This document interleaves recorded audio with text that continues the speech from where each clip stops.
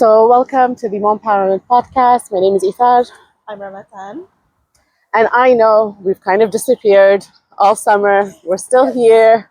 Just summer happened, and routine kind of shifted and changed, and we decided to just kind of give ourselves grace Yeah. and not put pressure to record or have to meet up because it does take a bit of coordination for us. And summer was off. So we kind of felt off schedule too. Yeah. I had the kids home too, so that was a bit of a challenge to record and, deal with everything every day with the kids. So Yeah. And we tried. We tried to wake up early in the morning and let them sleep, and it just didn't happen. And so we decided that we're going to practice what we've been talking about too, which is giving ourselves some compassion and grace. That we started this podcast more from as an outlet.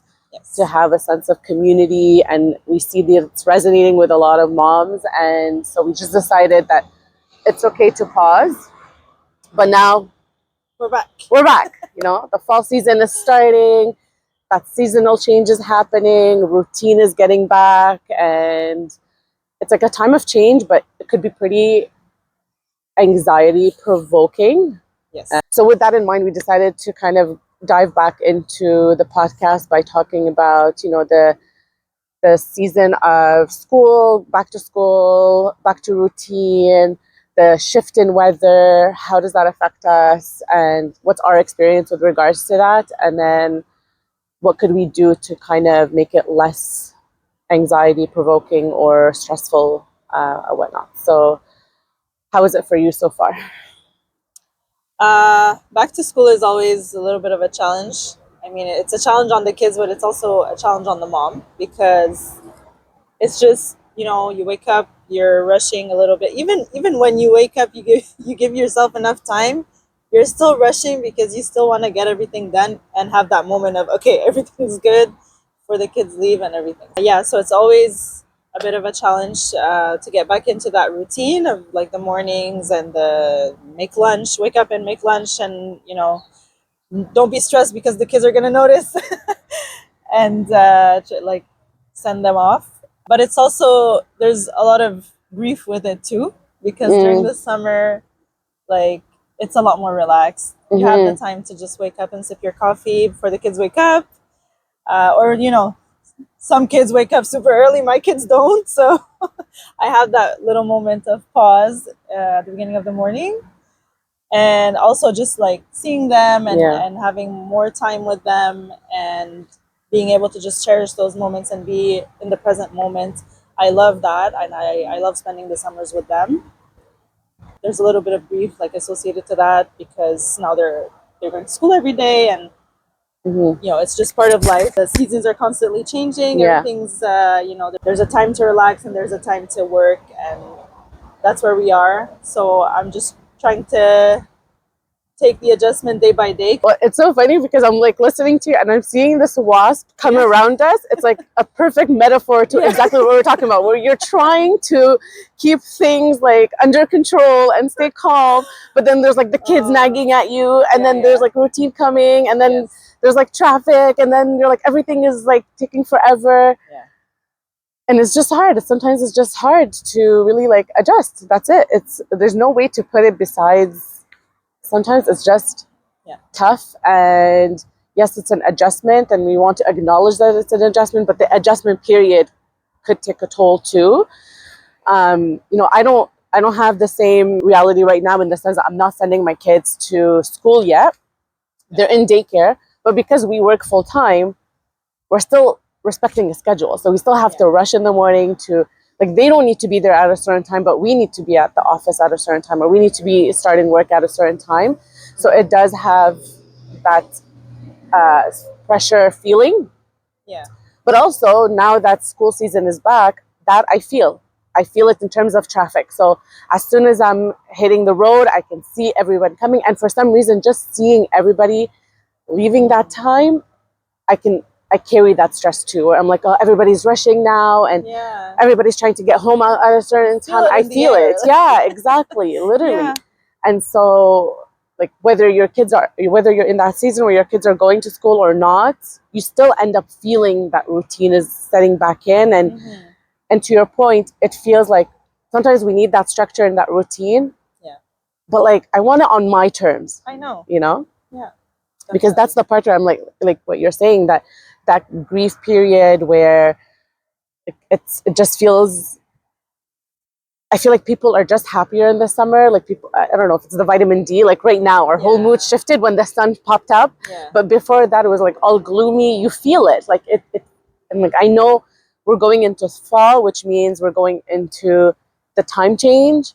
Yeah. We're going into less sun. We're going into the cold. Like all of these are actually contributing factors to us feeling more stressed. It's just one of those things where all of these factors end up adding to the stress that we might be feeling.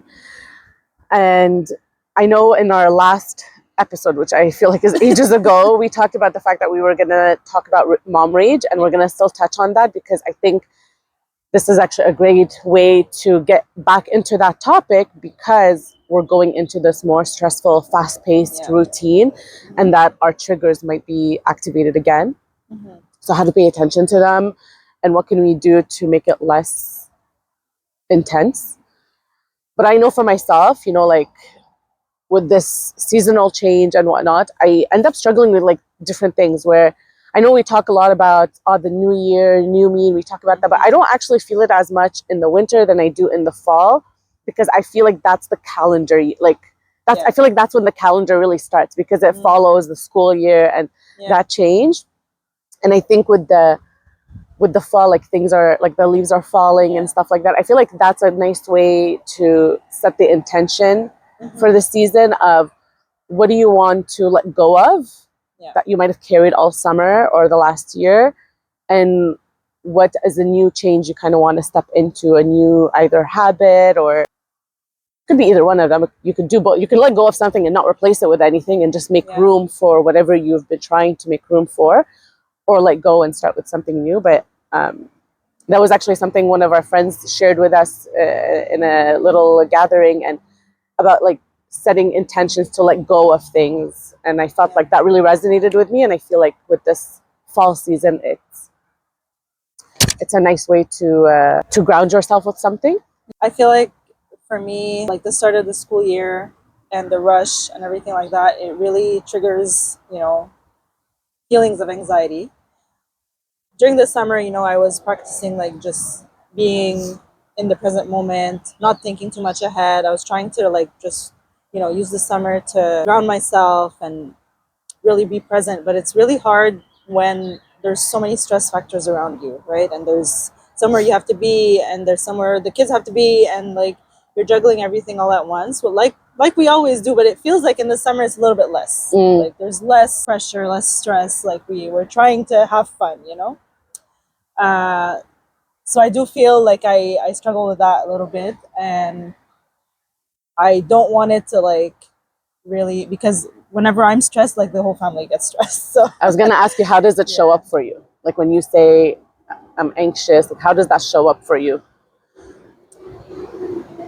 I feel like the good thing about a routine is that what you're gonna do, what's gonna happen, how, like what time, all that.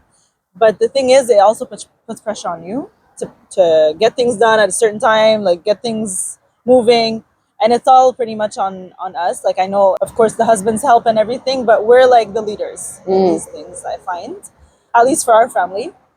So if I'm stressed, I'm stressing everybody around me, and it doesn't help anybody, and it doesn't help me. And then we all just kind of leave the house feeling depleted already, and we haven't even started the day. So I'm just trying to, breathe and really be. I also started waking up a little bit earlier because I wanted that moment of like just nothing for myself.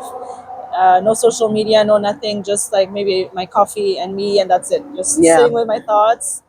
I find that really did help. Like I started a little bit during the summer, and it's actually helping more now. Yeah. Because I need it now. And so that allows me to be a little bit, calmer, less anxious for my kids, especially because I don't want to project any kind of like anxiety onto them or whatever. So yeah, that's how life has been so far. And I'm sure that resonates with so many, Yeah. because like I said, even when we're not in that school routine thing, we feel that difference between the usual pace and then when summer comes. I feel like even like at work, because people were on vacation and stuff like Yeah. that, things were already just calmer, Yeah. you know? So Exactly. you feel it, like you feel coming in and you're like, oh, like my workload might be less intense. I feel less stressed or whatnot. So it feels like I said, I think people just feel a little bit more laid back. And I think Yeah. it's because we're all embracing that it's summer and we only get 2 months of it here in Canada, Exactly, like in yeah. Montreal. So it's really like Yeah. a short amount of time. So we try to soak it in. Something that, you know, we've been like trying to do is when we feel that stress or pressure is that we almost like tag each other out. Yeah. We're like, I'm gonna step out, I need like a little bit of time. But I tried to do the same thing this summer where I'm like, okay, intentionally to wake up earlier, to go for a walk or go by the water. I find that water just Yeah. calms me. That's why we kind of chose this spot. Yeah. It's a good spot for us. Literally, when they say grounding yourself is sometimes just being with nature, Yeah. you know, and canceling out all of that extra noise. Yeah. But I was reading this book called Permission to Feel. And in that book, he was actually talking about stress versus pressure. And then we often say, you know, we're stressed, but it's actually sometimes a lack of resources. It's not that, because sometimes people like, you need to manage your stress. Yeah. You know, they tell you just manage your stress. But my stress sometimes is due to external factors, Yeah. which means that we have lack of resources. And so that's why it's like taking a step back to say, okay, what can I delegate? What is really important? And what can I just cancel off? Because some things, you know, you can say, okay, I'm going to tell my husband, do this because I can't think about it. I need to focus. New thing I need to do, like yesterday, I decided it was so important for me to cut my son's hair. Yeah. Okay. I decided to do it. What ended up happening? Okay. What happened? That's what happens in my brain. That thought that comes, that intrusive thought that, go cut your son's hair. You're going to be really good. Well, No. it wasn't so bad, but he still needed a hairdresser to fix it for him. So whatever like I cheaped out on doing, I ended up still paying. Oh no. But what ended up happening is that I ended up having to clean after, made a bigger mess that I needed to do and stuff like that. It was just not important. It wasn't urgent. Like if my husband is listening to the podcast right now, listening to this, he'll be like, I told you. Okay? Like I hear him saying, I told you. Next time, listen to me. But, you know, that's the part where there's, you know, sometimes when we say like in terms of our thought process and how we function might be different from how we think versus how our husbands might think. Literally, sometimes, you know, when he tells me things that are more rational, I resist it so much. Yeah. But I'm like, you know, sometimes I need to, because that's the whole point. I need him to balance me out. And there's sometimes where emotions are needed, and then that's why I can influence him, and then we can find a way to balance it out. But just going back, like the whole point of this is to say that, you know, we can't control it all. Yeah, of course. You know, and sometimes we need to kind of go back into, you know, what's in my control, what's not in my control, to like map it out, to draw it out if you need to. I don't have control over traffic, but I do have control over waking up a little bit earlier to not be late and then get frustrated that there's so much traffic. You know, we're all in the same boat or on the same highway that's disgusting and full of construction and stuff like that. But I don't have control over that. Of course. You know, I don't have control over my kids waking up maybe earlier and ruining my alone time in the morning. But I have control of preparing my outfit the day before, of preparing my lunch. Like for me, it's preparing my own lunch because I go to the office. So it's things like this that, you know, sometimes we get stuck in that mindset of, I don't have a choice. No, we have choices. They might just not be choices we like, but they're still choices. So sometimes it's looking at which one might alleviate some of that stress and which one is adding to it, and is there ways to adjust it? If not, we might have to opt for the other choice that we don't really like, but it's still there. I just wanted to add, like, to your point about how we sometimes put more pressure than is actually needed on ourselves. I find, like, you know, summer is supposed to be this like very like calmer period in our lives and whatever. And for me, I've noticed this about myself over the past few years, and I've worked on it.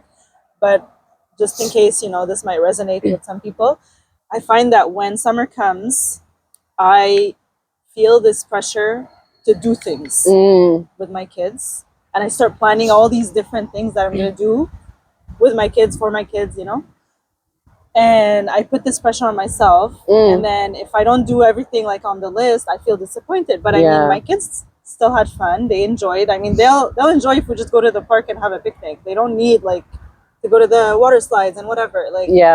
But I find that's a me problem. Like, it's not them asking for something, it's me really wanting to give them experiences and adventures and whatever. But it ends up being a pressure. Like, it's not even just, oh, let's plan a fun day and what do you think, what do you want to do, whatever. It's me trying to fit all these things into summer just to feel like, you know, I gave them a good summer. And for me, like, I don't find that that's what they need. They, of course, it's fun, you know, once in a while to go do some nice activity, or like something we don't do every day or whatever, especially like summer, like you're taking advantage of the weather and all that. But it shouldn't be a pressure. And, you know, like, maybe for me, I started picking like 1 or 2 activities that I really want to bring them to this summer. And then the rest, we just kind of go day by day, or like weekend by weekend. And usually it's just parks, seeing friends, and that's actually more valuable than like the big extravagant $100 activities. Yeah. I get that. And I wonder if that's partly attached to mom guilt, where we feel guilty about, like, you know, when we're snapping at them or reacting, or that, you know, we're being rushed to do so many things. And is that our way of compensating for certain things? Or it's like, okay, but I gave them this, but like, they also just want us to be present. Exactly. You know? Yeah. Like this morning, Esed goes, Mom, can you just sit with me so I can like watch a little bit of something? And I'm like, oh, but I need to go. Like, literally, I was getting ready to go out. And he's like, just a little bit. Oh. I was like, oh. He just wants me to sit next to him a little bit. Like, he didn't ask me, play with me or don't go, nothing. He just wanted a little bit of connection. So I sat with him a little bit. And then I was just like, it's these moments that really matter for them. Yeah, exactly. Yes, sometimes they do want activities and whatever, like, but they also don't know what they are missing out on. Exactly. We're the ones adding like that. We need to do this and that, and we need to fit it all in. And I think, you know, attached to what you just said about that pressure, I find that social media also plays a big role, where, you know, we see all of these pages of like moms that are doing like this type of activity and this type of activity and taking them out, and, you know, even those that have the time and energy to film, record everything that they're also doing. Yeah. Like, kudos to you for even having, like, being able to do that. But for me as a mom from the outside, sometimes that influences me not in a good way. Yeah, exactly. And sometimes I'm like, how do I close some of that noise, like turn it off because it's not helping? For me, like, and it depends. For some, it actually motivates them. They want to do more. Sometimes it does motivate me. Yeah. But then when I don't have that motivation, I don't go into, it's okay, you know, it's an off day today and that's okay, I'm giving them this and that. I go into, why am I not doing enough? And it's a me problem. How are they doing it? But maybe they're not. Like, maybe they're also struggling, but it's, you know, for some, it became their career. So they don't have a choice, you know, for some. And then for some, it might be really a creative outlet, you know, like, I think it applies to us too, where people are like, oh, how are you finding time to meet up? We're not. That's why we didn't stop. We didn't do anything all summer, you know, and we have been seeing each other. That's the interesting part, is that we actually saw each other a lot this summer, but we also had our kids around, because that's what we decided to prioritize. That's the memories we wanted to give our kids. It wasn't even just activities, but we met up and we went to a park or whatever. It's like we were being present. But again, it just adds that like layer of pressure sometimes, where I think there's so many factors, like, because you're saying, you know, maybe it's a youth thing, but I don't think it's just a Remy thing. I think it's also just how we have it at our fingertips. So it's like, it's so easy to compare all the time, where you're just like, oh, I need to do this. And then we see, like, and we've been doing that, where we share like, oh, did you see this place? Like, let's go there and let's go there. And we're like, our husbands are going to go crazy. They're so fed up. They're like, they're just planning. Like, right now it's fall season. We need to go apple picking. We need to go pick pumpkins. We need to go. It's true. We need to make pies and things with our apples. And they're like, and then we're appled out. Yeah. Like, you know, it's just, and then winter is coming. We're like, oh, we need to, like, go tubing, and then we hate our lives because it's so cold, and then we're like, I'm not a winter person. Like, Yeah, aside from skating same. indoors, like I don't really like the winter part. Yeah. So yeah, I think it's holding space for all of those feelings that we don't do enough. And like when I had some of the girls over last time, and we just it was like a nice gathering where we ended up, where most of us were also moms, where we were just talking about life and whatever. I could feel it, that everybody kind of just felt heard or seen, or like there was some sort of connection with one another. Like, we didn't all have the same experiences, but some things resonated. And that's the thing, it's just holding a space to all of these feelings where you don't have to actually over explain, you just get it. Exactly, yeah. Or like, I've been there, I know. And I hope to kind of be that for like other new moms that are experiencing it as well. Like, there's moments where I look back and I'm like, I wish I knew more to be there for my sister when she was a new mom.